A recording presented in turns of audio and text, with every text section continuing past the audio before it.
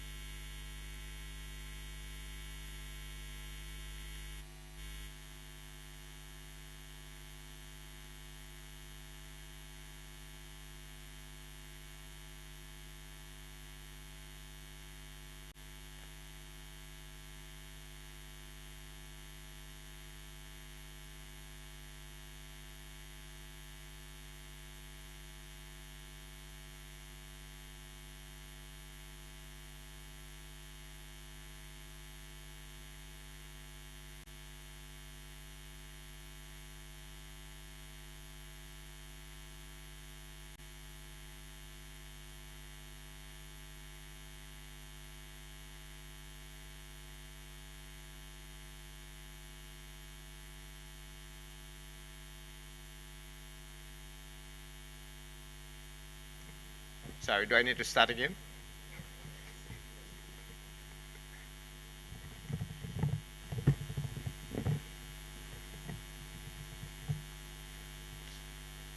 No, from the start. So, good morning again. Prime Minister, I would be lying if I said that this 53rd annual meeting did not hold a special place in my heart. Firstly, it takes place in the land of my birth, Hiwanora, Helen of the West, St. Lucie, a place and spirit that I have taken with me from pillar to post over my entire career. Secondly, it takes place in the birthplace of Nobel laureate and first president of the Caribbean Development Bank, Sir Arthur Lewis, a luminary whose vision and legacy continues to transcend generations of intellectual endeavor in our region. Chair, yesterday you invited us to let her inspire us. I know I speak for all who journeyed here that we have truly been inspired. I want to express my gratitude to you for agreeing to host this year's meeting and warmly welcoming us to beautiful St. Lucia. I pay tribute to you and your team who worked tirelessly with grace and flexibility to make this meeting a success. This year we attempted a few innovations, which from all reports were highly successful and deepened the impact of our annual meeting. First, we launched a year of activities to create a real and meaningful agenda for our chair, while at the same time increasing staff involvement in the annual meeting process. This included the chair's engagement series, which was aimed at providing the CDB governors and other regional leaders and staff with an opportunity to interact and share insights on development issues of importance to the region and the bank's work. The engagement took the form of an in-person fireside chat on issues such as education, energy security, climate change, access to financing, private sector development, water security, and food security. In this regard, we were extremely happy to have welcomed our chair, Minister Camilo Gonzalez of St. Vincent and the Grenadines, and Ministers Quincy Gomes-Marie and Diane Kentish-Rogers to CDB headquarters to participate in the leadership series. Another innovation this year was that staff of CDB determined and designed the seminars that we hosted this year. These seminars were closely aligned with our current strategic thrust and provided an opportunity for the exchange of ideas as we continue the ethos of sharing to grow. You have our commitment that we will continue to employ these innovative ideas over the coming year. My own feeling, and from all reports, the Willie G. Dimas Lecture delivered this year by Executive Secretary of UNFCCC, Mr. Simon Steele, under the theme Bridges, Solutions and Paths, a Caribbean Perspective, that made a profound impact. His discourse on the importance of the Caribbean region in tackling the climate crisis and a call to action for increased financing resonates with me, since it is something that the bank has treated with high priority and has strongly advocated to our partners. Like Simon, we also agree that there needs to be collaboration, bridging the gap between nations and promoting progressive partnerships while charting a clear path forward and taking responsibility to drive change.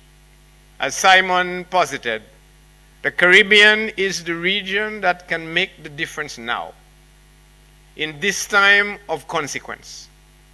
We've done it before, and we can do it again. As our governors deliberated, we were able to place the Caribbean development agenda in sharp context, and I think we have all agreed on the urgency of now. Governors, we have heard of the need to navigate the challenging times characterized by economic impacts of the pandemic, rising energy and food prices, the increasing frequency of natural disasters due to climate change, and the need for adequate and sustainable financing. These challenges therefore require CDB and other regional partners to act now to mitigate the impact of future shocks on our region. As I reflect on how we chart the way forward, here are a few things we need to focus on. First, we need to scale up and strengthen support for tackling climate change, including increasing the volume of climate finance. Second, we must be at the forefront of helping our countries to build resilience, coupled with improving disaster risk finance and having an innovative and flexible mechanism to assist in the case of natural disasters. Third, we must unlock private capital for the region and mobilize private sector financing. But to do this, we must reimagine our relationship with the private sector. Fourth, we must champion the development of policies designed to drive fit-for-purpose investment activities and enhance implementation capacity of our borrowing member countries. And fifth, finally, we must continue through collaborative advocacy to foster a paradigm shift in the international financing system, emphasizing the need to measure better and therefore to target better, to build resilience, and to adopt better measures for sustainable development. In closing, I want to underscore that collaboration and collective action are essential for our region's success. CDB is only as strong and as effective as our members and their collective voices. Ladies and gentlemen, governors, we remain deeply grateful for the confidence reposed in the bank, as illustrated in the statements made by respective governors yesterday. I strongly urge that now is the time to make those voices louder as we advocate for a paradigm shift to advance the resilient prosperity of our region. As we close the 53rd annual meeting, I vow and commit to you to continue my engagement with our Board of Directors and our Board of Governors, recognizing that every member country of CDB brings value to this organization and is critical to the delivery of our mandate. To our outgoing chair, Prime Minister Pierre, your unbounded passion for St. Lucia and this region has made you one of our strongest advocates, and we know that we can continue to rely on your support, especially at this critical juncture in our region's development. and to our incoming chair, we eagerly look forward to working with you to craft and execute your vision for your coming tenure as chairman of the Board of Governors. Governors all, let us continue to collectively signal our commitment and resolve to build resilient prosperity through our partnerships. Supported by capable and competent staff to whom I am extremely and exceedingly grateful, know that CDB will continue to work relentlessly with you to deliver on the region's agenda. The strength of the region lies not in its individual countries, but in the unity of its people. It is through collaboration and working together that we can unlock the true potential of our region. Nobel laureate and first president of the bank, Sir Arthur Lewis, said, "Alone we can do so little, but together we can do so much." And in the words of my outgoing chair, Prime Minister Pierre, "Du vent ensemble." PM, you recognize that? Very good. That is forward together.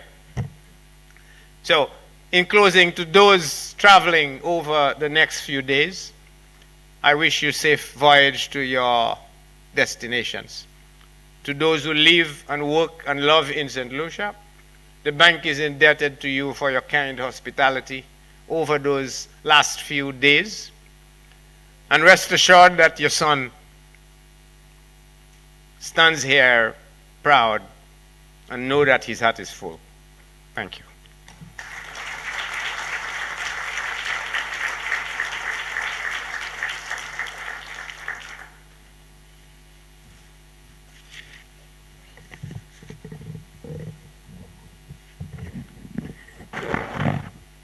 Thank you very much, Chairman.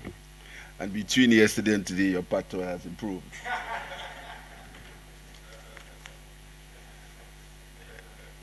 Good morning, governors. Good morning, everyone. Colleagues, as I close this annual meeting and pass the chair to the Honorable Harriet S. Sajan, the Governor from Canada, I want to express my thanks to the Board of Governors, the Board of Directors, and the President and staff of the CDB for their ensuing support during my tenure as Chairman of the Board of Governors of CDB. When I accepted the chair at the close of the 52nd annual meeting in Turks and Caicos, I did so knowingly that my one-year tenure needed to be defined by finding solutions for difficult times. If there is one lesson to be learned from what we can now safely term the poly-crisis, is that the sooner we understand and expect that difficult times may now be more than the norm than the exception, the sooner we can set about focusing on resilience to ensure that no matter the degree of difficulty, we have what it takes to chart a sustainable way forward for our people. In this vein, I used the year to promote two issues of regional importance: social and economic empowerment of youth, and access to adequate and affordable finance for development. Yesterday, in my opening remarks, I pointed to action we have taken nationally to advance these two priorities, especially the novel youth economy in St. Lucia. I'm equally appreciative of the bank's alignment with this, as it hosted the Youth for Innovation and Resilience Forum, Youth Fire, last week at our Mecca of intellectual ferment, Sir Arthur Lewis College here in St. Lucia, a college named after the first president of the CDB. The Youth Fire program forms a core part of the bank's strategy to reach our youth, support the strategic guidance and life skills training, and gather insights from young people regarding its programming and policy for youth development and broader sustainable growth and development. At the same time, in every forum, whether regional or global, I've used my voice to advocate for the dismantling of the gross national income as a determinant of access to concessional financing. I intend to continue this advocacy, but I implore my colleague governors and the incoming chair to put their shoulders on the wheel to make the adoption of the MVI a reality. I compliment the CDB on the work of the SDF and note the transparency in its operations. I urge management to continue to promote the work of the SDF, since its impact directly improves the life of people, and it's for the people that we are all here.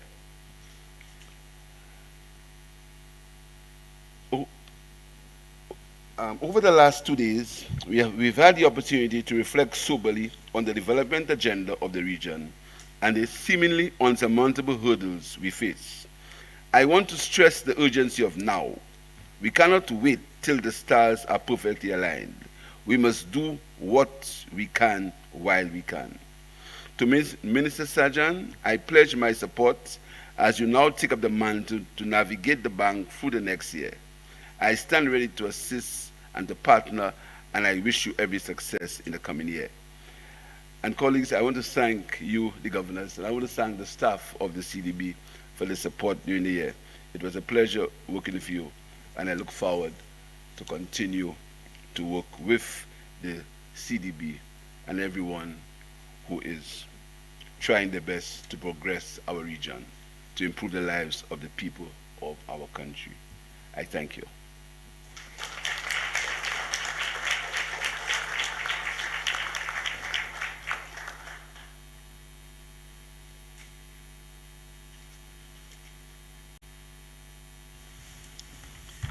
And I'd like to call the governor of Canada. I'd like to call him, but he isn't here today. Well, I would like to call the temporary alternative governor, Ms. Cheryl Urban, to give some introductory remarks.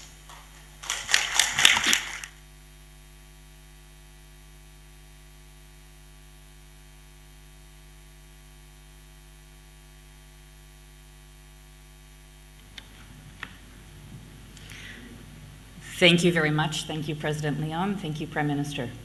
And congratulations on an excellent meeting. It is my pleasure as temporary alternate governor to introduce our Canada's Minister for International Assistance, Minister Harjit Sajjan.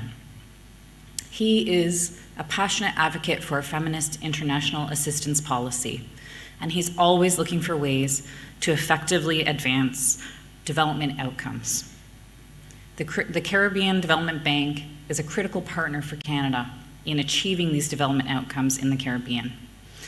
And moreover, there are long-standing connections between Canada and the Caribbean. This includes people-to-people ties, our mutually beneficial trading relationships, and our shared values. As we are taking on this role of chair, it is a reflection of our commitment to the Caribbean Development Bank and to the region. The bank plays a central role in developing inclusive and sustainable growth, good governance, and many outcomes in the region. Minister Sajjan really wanted to be here in person, so I am sending his regrets. I promise you, he told me, Cheryl, get me there. Unfortunately, scheduling didn't allow it. But we have a video recording for you that the minister pre-recorded, and we will play that for you now. Thank you. Distinguished Governor, President of the Caribbean Development Bank, ladies and gentlemen, I'm honored to accept the role of Chair of the Board of Governors of the Caribbean Development Bank on behalf of the Government of Canada. I would like to thank the Honorable Philip J. Pierre, Prime Minister of St. Lucia, for his tremendous work over the past year as our outgoing Chair. Prime Minister, thank you for your steady leadership and for your hospitality in hosting this year's annual meeting. I wish that I could be there with all of you this week, but short of that, it is a pleasure to be able to share this message with all of you virtually. Earlier this year, I had the opportunity to travel to the Caribbean with a trip to visit regional partners and development projects in Barbados and Jamaica. Throughout my visit, I was impressed by the energy and efforts going into strengthening disaster response systems and building sustainable, climate-smart agricultural programs. It was wonderful to have the opportunity to meet with people working on development projects that are strengthening health systems, gender equality, and food security. In Barbados, I also had the chance to meet with Dr. Leon, and we spoke at length about the CDB's efforts to respond to climate change and strengthen economic resilience. It is clear to both of us that we need to continue partnering with governments and local organizations in the Caribbean to gain renewed momentum for the Sustainable Development Goals. As I take on the role of CDB Chair for the year ahead, I look forward to working with all of you under the theme Sharing to Grow. This theme places partnerships and inclusion at the center of our shared work, including our commitment under the 2030 Agenda. Canadian Prime Minister Justin Trudeau serves as the co-chair of the United Nations Secretary General's SDG Advocate Group alongside Prime Minister Mia Mottley of Barbados. They are working together to spotlight SDG successes from around the globe, and they are calling on all of us to step up our ambition to meet the SDG targets. Canada also works in close partnerships with CARICOM on climate resilience, economic growth, and responsive governance. Throughout our work, we are promoting equitable, open, and inclusive societies. We want to see truly equal partnerships, politically, economically, and culturally. We know that too often, marginalized groups don't get a seat at the decision-making tables. The exclusion of women, youth, members of the LGBTQIS community, Indigenous peoples, and others holds all of us back. And so, as CDB Chair, partnership and inclusion are principles that I will continue to champion. Much of our work together will also be centered on economic resilience and climate finance. Canada recognizes that small island developing states are very vulnerable to economic and climate-related shocks. The SIDS are also particularly at risk of biodiversity loss that, quite frankly, the world cannot afford. Tangible action is needed to address these unique vulnerabilities. That is why I am a champion for small island states, to gain increased access to financing, capacity building, knowledge sharing, and engagement opportunities. At COP27, we welcomed the historic decision to establish new funding arrangements and a fund for loss and damage, a decision that will impact many SIDS. We are now working on the Transitional Committee to move this decision forward to better support vulnerable countries and communities. This is a good start, but we know more leadership is needed. And in my role as champion of the UN Commonwealth Joint Advocacy Strategy for Small States, I am working with CARICOM member states to keep amplifying SIDS priorities and to find solutions that work. This work will be ever more critical leading up to the 4th International Conference on SIDS, to be graciously hosted by Antigua and Barbuda in 2024. Prime Minister Trudeau is also engaged on this issue and has worked with Prime Minister Holness of Jamaica as co-chairs of the Financing for Development in the Era of COVID-19 and Beyond initiative. And Canada is proud to represent Caribbean countries as part of our constituency at the World Bank and IMF.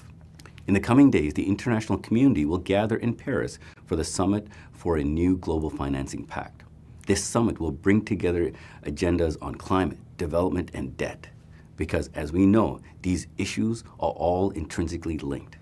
Over the coming months, there will be further discussions on these themes at the G20, the United Nations, the World Bank Group, and COP28. We also expect the Multidimensional Vulnerability Index to be released in the coming weeks. We can see the momentum building towards making the international financial architecture more fit for purpose. This will be the context of our agenda as CDB governors for the coming year. It's an exciting time, and we have much work to do together. As some of you know, the idea of a regional development bank for the Caribbean actually started at the Commonwealth Caribbean Conference that was held in Canada back in 1966. So next year, it will be my pleasure to bring you full circle and welcome you back to Canada for our next annual meeting. Until then, I thank you for welcoming me as your next chair, and I look forward to working with all of you.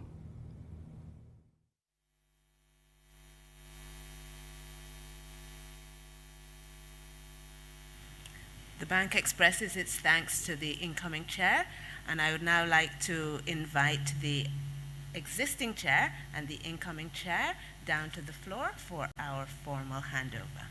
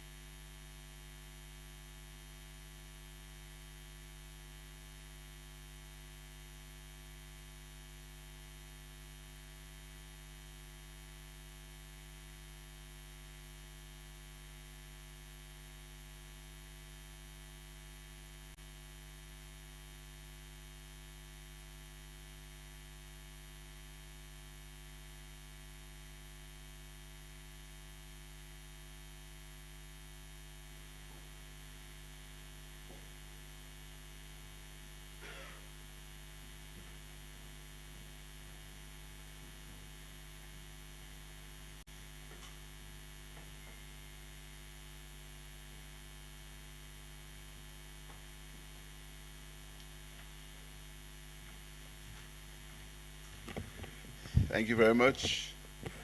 And I now declare, not yet. Not yet. Yes, before we close the meeting, we would like to invite the Governor for Antigua and Barbuda to read the resolution of appreciation. Thank you. Governor from Antigua and Barbuda.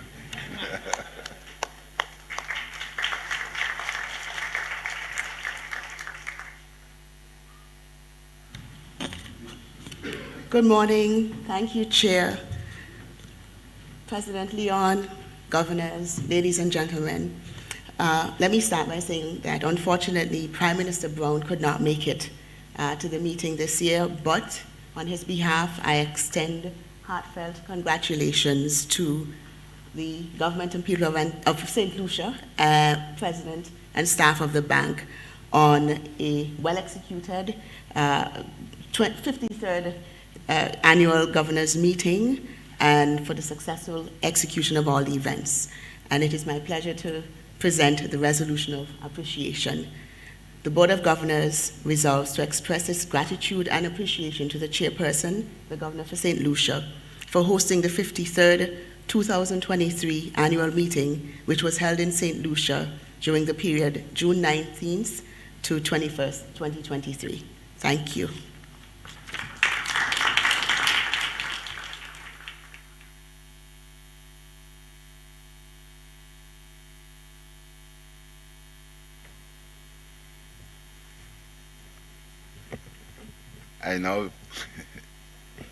I guess it's the time now, right? I now declare the 54th annual general meeting of the CDB officially closed. Thank you very much.